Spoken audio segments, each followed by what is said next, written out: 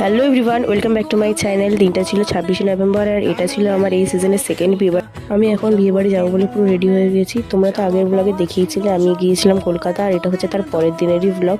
তার জন্য আমার শরীর প্রচুরই খারাপ ছিল। আমি তাই বিয়েবাড়িতে আসবো বলে একটা লেবু নিয়ে চলে এসেছি। আমার প্রচুর বমি বমি পাচ্ছিল। তারপর দেখো এখন এসে আমি খেতে বসে পড়েছি, কিন্তু কিচ্ছু আমি খেতে পারিনি, শুধু জাস্ট ভিডিও করবো বলেই বসেছি। আর বাবা মায়ের পাতে সমস্ত খাবারই আমি তুলে দিয়েছি। আজকে আমাকে আর মাকে কেমন লাগছে সেটা অবশ্যই কমেন্ট করে জানিও।